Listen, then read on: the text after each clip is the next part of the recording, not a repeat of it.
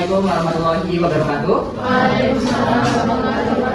Oke, selamat sore semuanya. Sebelumnya di sini kami dari kelompok 1 akan menjelaskan terkait konsep pemimpin dan juga kepemimpinan. Dan nanti di sini kita akan mengetahui apa sih itu pemimpin dan juga apa itu tentang kepemimpinan. Nah, secara garis besar, secara intinya itu pemimpin adalah orangnya dan juga kepemimpinan adalah sifat atau prosesnya. Nah, pemimpin ini biasanya dia sosok seorang yang dapat mengkoordinir, mengarahkan dan juga memberikan instruksi suatu kelompok untuk bekerja sama. Nah, sedangkan untuk kepemimpinan ini adalah sebuah proses di mana seorang pemimpin ini dapat mengarahkan dan juga kepemimpinan ini adalah sebuah proses mempengaruhi pekerjaan dan tindakan kelompok yang terorganisasi untuk menetapkan tujuan dan mencapai tujuannya sudah ditetapkan oleh sebelumnya. Nah, di sini untuk ciri-ciri dari kepemimpinan itu sendiri, yang pertama, pemimpin itu harus memiliki sifat yang teladan. Dia harus bisa menjadi role model dari teman-temannya atau rekan-rekannya. Nah, dan juga yang kedua ini biasanya pemimpin ini perlu memiliki visi yang jelas. Kenapa? Karena ketika pemimpin ini memiliki visi yang jelas, pastinya dia sudah mempunyai tujuan yang sudah terarah gitu, dan juga dia juga memiliki suatu rancangan ke depannya. Selanjutnya juga di sini untuk yang ketiga, pemimpin itu harus memiliki keterampilan komunikasi yang baik. Nah, teman-teman, ketika kita memiliki komunikasi yang baik, pastinya kita dapat saling memahami. Dan juga dalam suatu organisasi, itu ketika kita berkomunikasi dengan baik, maka organisasi tersebut akan berjalan dengan baik, teman-teman. Dan selanjutnya untuk yang keempat ini, pemimpin harus memiliki sifat bijaksana dan juga dapat mengambil keputusan. Kenapa? Karena ketika nanti teman-teman bergabung dalam sebuah organisasi atau suatu birokrasi, teman-teman ini ketika nanti teman-teman menjadi pemimpin harus bisa yang namanya memiliki sifat bijaksana dan dapat mengambil keputusan. Karena semua keputusan itu biasanya ada pada suatu pemimpin, dan pemimpin tersebut ketika mengambil keputusan pastinya perlu yang namanya menganalisis gitu, dan juga harus tahu gitu keputusan ini apakah baik atau tidak, dan harus bisa bijaksana dalam memilih suatu keputusan tersebut. Dan selanjutnya yang kelima ini, pemimpin itu harus memiliki mampu membangun kepercayaan dan juga kerjasama. Ketika pemimpin ini sudah dipercaya oleh teman-teman rekannya atau anggotanya, maka dalam suatu organisasi tersebut pemimpin itu dapat bekerja sama dengan baik gitu. Nah, sama halnya ketika tadi saya jelaskan terkait pemimpin ini harus bisa berkomunikasi dengan baik gitu. Ketika kita komunikasinya dengan sudah baik dengan anggota kita, maka otomatis orang lain pun bakal percaya pada diri kita, dan juga kita juga harus bisa bekerja sama dengan anggota kita dengan baik. Jadi otomatis ketika kita memimpin atau sebagai pemimpin punya sifat atau ciri-ciri dari yang sudah saya jelaskan, maka kita bisa menjadi pemimpin yang baik, teman-teman. Dan selanjutnya di sini ada gaya kepemimpinan yang tadi sudah dijelaskan oleh kelompok yang lain. Tapi kalau secara umumnya untuk menjalankan suatu organisasi, biasanya itu pemimpin ini secara umumnya ada 3, teman-teman, gaya yang digunakan dalam sebuah kepemimpinan. Yang pertama ini ada otoriter, demokratis, dan juga laissez-faire. Nah, ada kadang dalam sebuah organisasi ini ada pemimpin yang otoriter. Kenapa? Karena pemimpin ini pastinya kalau misalnya udah otoriter, ketika teman-teman menjadi seorang pemimpin yang otoriter, teman-teman juga harus bisa menjadi teladan bagi teman-temannya. Otomatis teman-teman harus punya pandangan yang lebih luas gitu. Karena teman-teman ketika teman-teman otoriter, berarti otomatis semua keputusan yang ada itu pada diri teman-teman gitu. Dan juga harus bisa memilah mana yang baik dan juga mana yang benar. Dan selanjutnya, ketika teman-teman menjadi pemimpin yang demokratis, pastinya teman-teman ketika nantinya menjadi pemimpin, kalau misalkan demokratis ini otomatis kan bermusyawarah ya. Nah, untuk mengambil keputusan tersebut, teman-teman juga harus bisa berkomunikasi nih sama teman-teman yang lainnya, anggotanya. Karena ketika teman-teman memilih untuk menjadi pemimpin yang demokratis, teman-teman harus bisa mendengarkan penyampaian dari anggota itu sendiri, dan juga teman-teman harus bisa memilah gitu mana nih yang sekiranya menurut teman-teman tuh baik nih untuk diambil keputusannya gitu. Nah, selanjutnya untuk yang laissez-faire. Nah, laissez-faire ini adalah suatu gaya kepemimpinan yang dimana dia ini mengedepankan anggota yang misal tanpa adanya intervensi. Nah, ketika teman-teman memilih sebagai pemimpin yang memiliki sifat laissez-faire, itu teman-teman nantinya mempercayakan keseluruhan sepenuhnya kepada anggota. Dan teman-teman tanpa ketika teman-teman mempercayai mereka, maka teman-teman tidak takut lagi yang namanya harus mengintervensi anggota tersebut. Karena teman-teman sudah yakin nih anggotanya udah kompeten dan anggotanya juga udah terpercaya, pasti teman-teman udah tinggal kayaknya ini anggota udah kompeten, dari itu gue gak usah yang namanya mengintervensi mereka gitu. Dan gue yakin mereka seperti itu pun pasti punya suatu alasan, dan juga suatu alasan tersebut otomatis kita udah secara intinya ketika kita udah percaya pada orang lain gitu, dan juga mereka dapat memberikan kepercayaan pada kita yakin mereka bisa, berarti teman-teman ketika milih yang license fire itu semua keputusan dan lain sebagainya itu membebaskan kepada anggotanya untuk bebas berpendapat, teman-teman. Nah, di sini terakhir itu secara kepemimpinan itu memiliki manfaat nih teman-teman ketika teman-teman nanti jadi pemimpin. Nah, yang pertama ini adalah manfaat kepemimpinan ini yang pertama adalah mencapai tujuan bersama yang lebih terarah.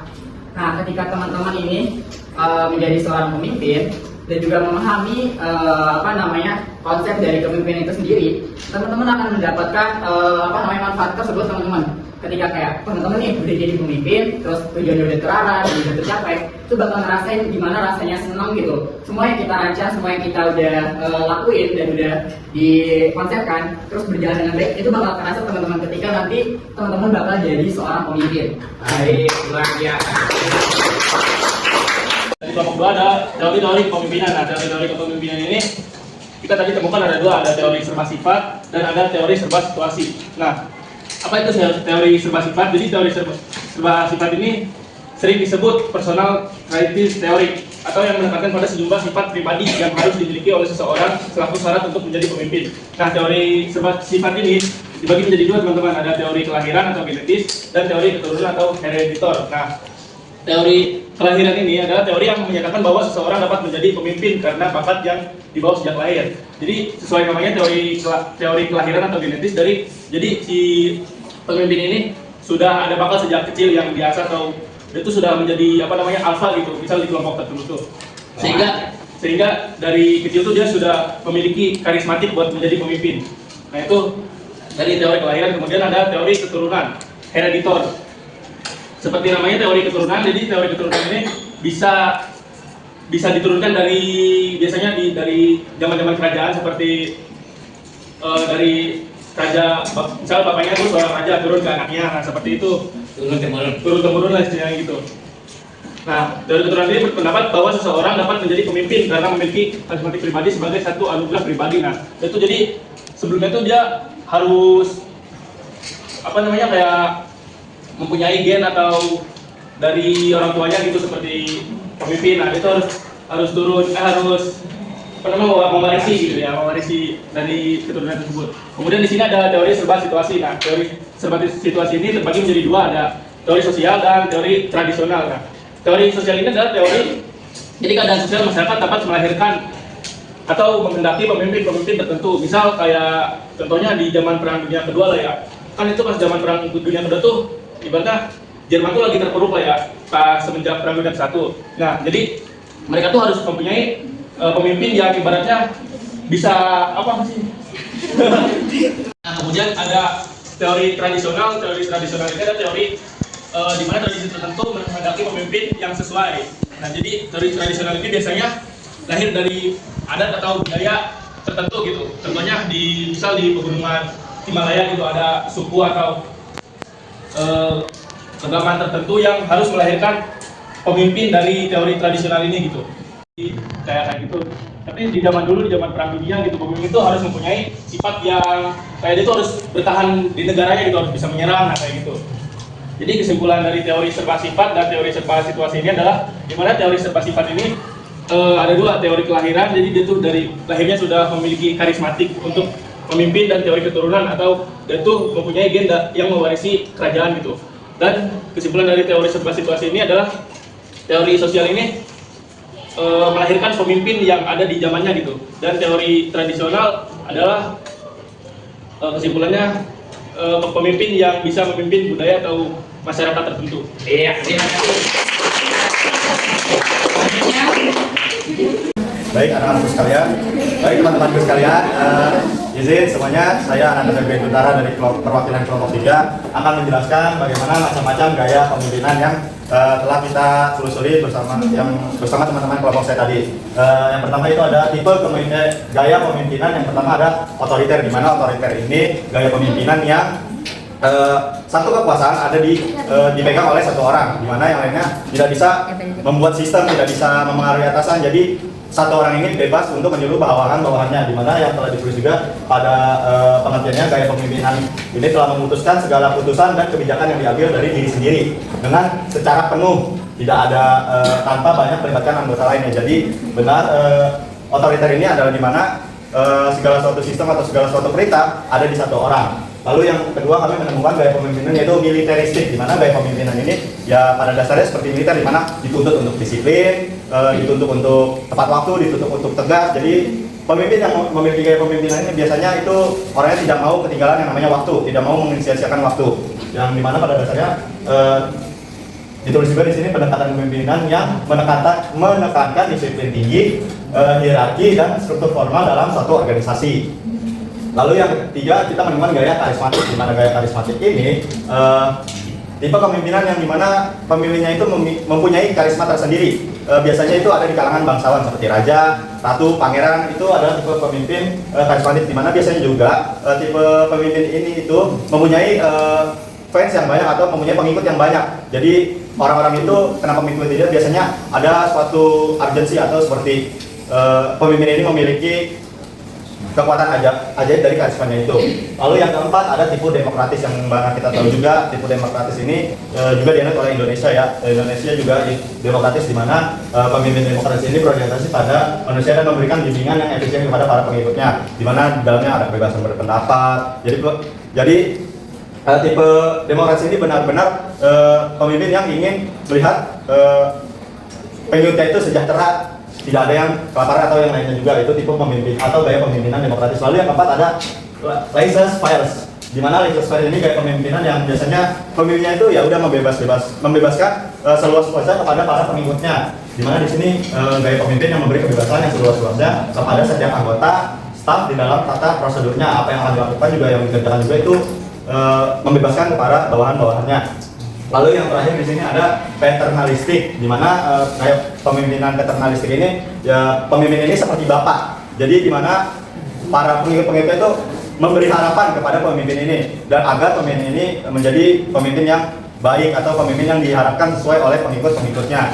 Jadi mungkin itu gaya kepemimpinan yang kami tulis tadi dan kami temukan. Lalu ada 2 tambahan yang akan dijelaskan kepada saya oleh Sasa. Silakan, Pak. Menambahkan, izin maksudnya menambahkan gaya kepemimpinan selanjutnya adalah kepemimpinan transformasional, yang dimana ini kepemimpinan yang berfokus pada perubahan positif dan juga pengembangan individu yang ada di dalam suatu organisasi. Nah, biasanya gaya kepemimpinan ini yang dimana dia itu memiliki sifat positif dan juga menginspirasi pengikutnya atau anggotanya dalam suatu organisasi untuk mencapai potensi terbaik yang ada dalam diri mereka, dan juga untuk mendorong motivasi serta menciptakan suatu lingkungan kerja dalam suatu organisasi atau suatu kelompok menjadi lebih baik, dan juga pertumbuhan itu nggak cuma dalam diri dia sendiri, tetapi ada pertumbuhan di dalam suatu organisasi dan juga individu yang ada di dalamnya.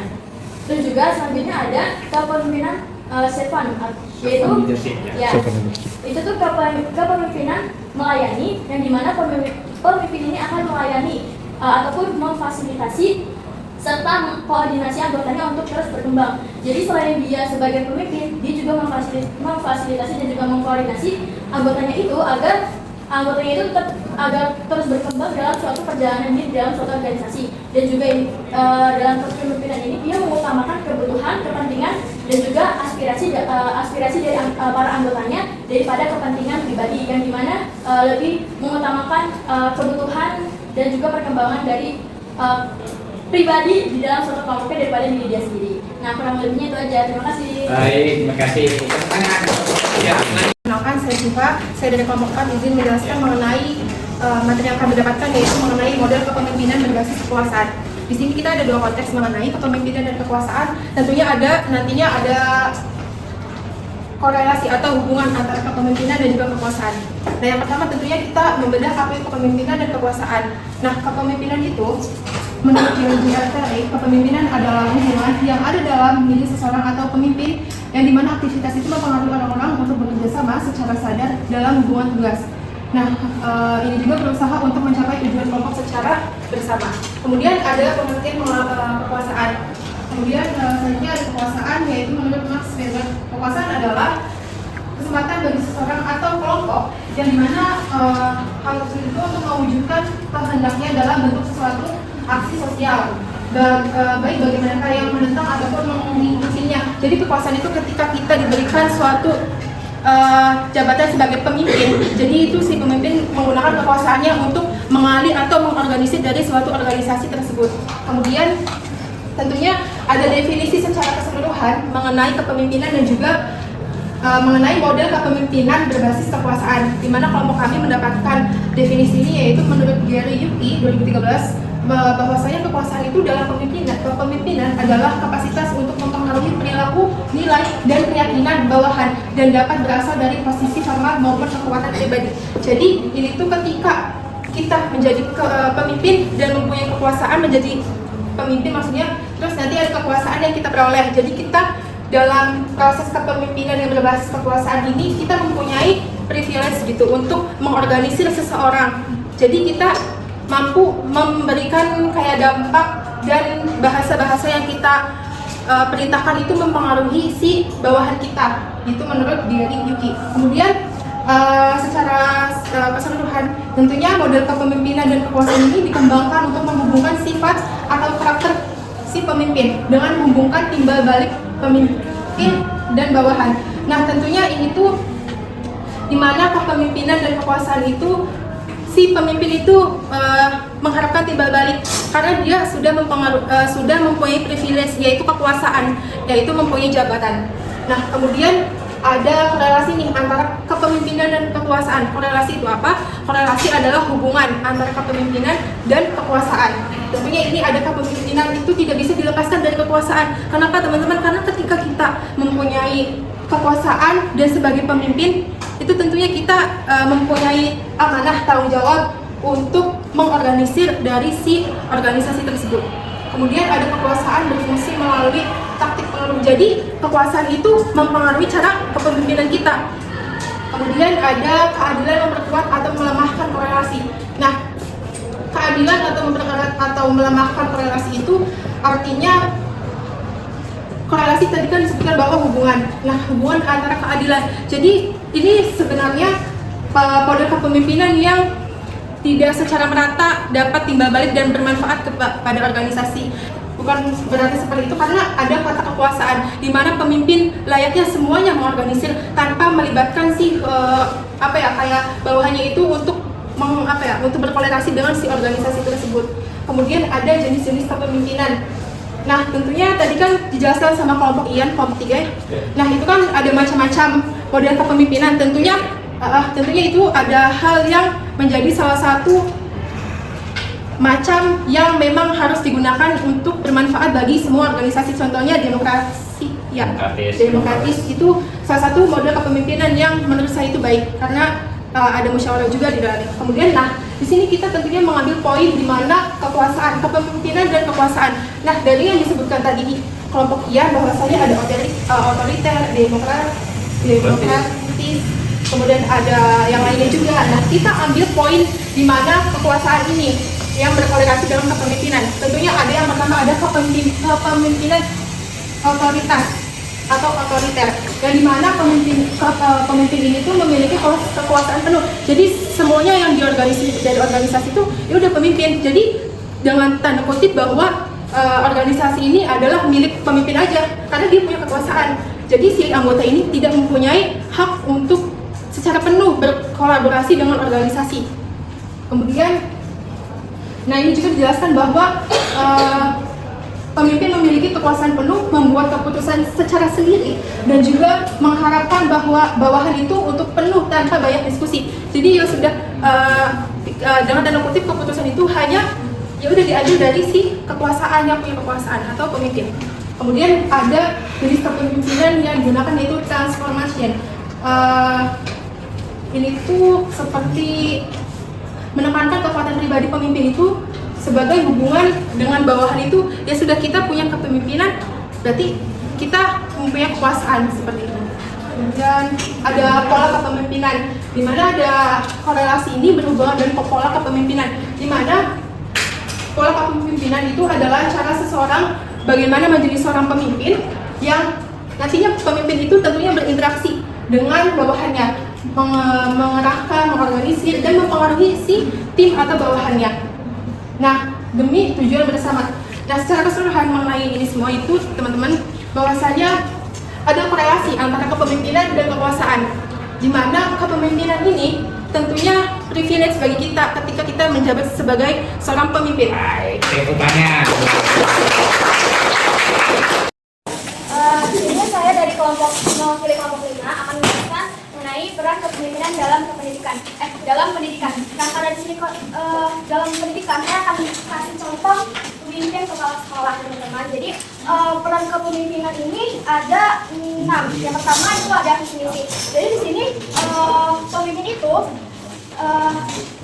jadi sebagai pemimpin, kepala sekolah itu dapat merancang visi dan misi. Jadi kan setiap sekolah pasti mempunyai visi dan misi. Itu visi dan misi tersebut itu dirancang oleh kepala sekolah untuk apa? Yaitu untuk menentukan arah dan tujuan jangka panjang lembaga pendidikan. Misalkan kayak sekolah itu mempunyai tujuan apa, visinya apa, dan misinya pun apa. Yang kedua ada pengelolaan manajemen. Di sini peran kepala sekolah sebagai pengelolaan dan manajemen ini jadi pemimpin ini atau kepala sekolah ini mampu mengarahkan, mampu memotivasi, kemudian juga mampu menginspirasi seluruh anggota atau unsur-unsur yang ada dalam sekolah ini agar sistem sekolah itu bisa berjalan dengan baik.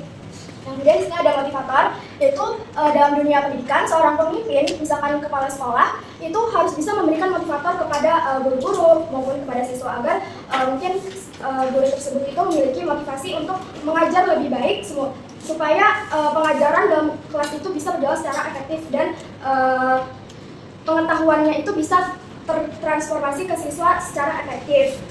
Nah, kemudian di sini ada pengambilan keputusan. Nah, sebagai kepala sekolah itu juga harus bisa mengambil keputusan secara cepat, tepat, dan baik juga. Misalkan ada masalah untuk pembagian jadwal mengajar guru. Nah, di sini kepala sekolah harus bisa mengatur bagaimana penjadwalan guru tersebut agar tidak ada satu guru yang dititik beratkan untuk mengajar jam yang lebih daripada guru yang lain. Jadi harus bisa membaginya secara adil supaya semua guru yang ada di sekolah tersebut itu terbagi rata sesuai dengan jam pelajarannya maupun mata pelajarannya.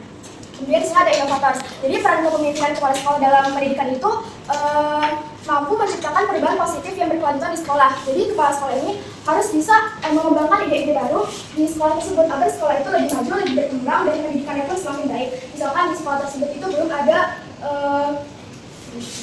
proyektor. Nah, karena sekarang teknologi sudah berkembang, mungkin kepala sekolah itu bisa mengajukan ide agar dana, kan sekolah itu misalkan ada dana BOS. Nah, dana itu bisa digunakan untuk memfasilitasi siswa-siswa tersebut atau memfasilitasi guru tersebut agar bisa menjelaskan materi secara lebih detail menggunakan proyektor. Misalkan kayak ada PPT, ada gambarnya, itu kan lebih jelas. Jadi pembelajaran dalam kelas pun bisa lebih efektif dan murid itu mengerti apa yang dijelaskan guru, seperti ada contohnya, ada gambarnya, dan segala macam. Jadi kepala sekolah itu harus bisa mengembangkan ide-ide baru atau inovasi-inovasi baru di sekolah tersebut. Dan terakhir ada teladan. Jadi kepala sekolah ini itu harus bisa memberikan teladan yang baik kepada para anggota-anggotanya. Misalkan kepala sekolah itu harus berperilaku secara jujur, bertanggung jawab, agar guru-guru di sana pun atau siswa-siswa yang melihat pun bisa mencontohnya seperti itu.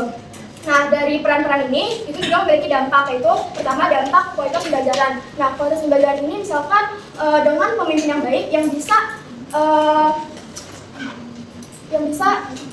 menciptakan perubahan positif, yaitu sebagai inovator, itu bisa kan meningkatkan kualitas pendidikan yang tadinya tidak ada proyektor, terus kemudian ada proyektor, itu kualitas pendidikannya pun akan lebih baik. Terus di sini ada budaya sekolah, misalkan kepala sekolah ini mempunyai, misalkan sekolah kan ada kayak satu salam sapa seperti itu. Nah, itu kan seperti budaya pada sekolah tersebut. Jadi pemimpin ini itu mencontohkan teladan yang baik agar teladannya itu bisa dicontoh dan hasilnya itu menjadi budaya di sekolah tersebut. Nah, kemudian ada prestasi. Mungkin karena sistem pembelajarannya itu baik, siswanya pun menghasilkan siswa-siswa yang berprestasi juga, dan akhirnya siswa berprestasi itu bisa membanggakan nama sekolah di luar sekolah. Terus juga ada pengaruh yang ditimbulkan dari seorang pemimpin. Nah, jadi ini bisa berpengaruh pada lingkungan sekolah. Tentunya pemimpin yang baik itu akan mempengaruhi sistem-sistem yang ada di sekolah tersebut agar bagaimana si sistem ini bisa berjalan dengan baik, bagaimana visi dan misi sekolah tersebut bisa berjalan dengan baik dan sesuai tujuannya gitu. Jadi seorang pemimpin yang baik pun akan menghasilkan output yang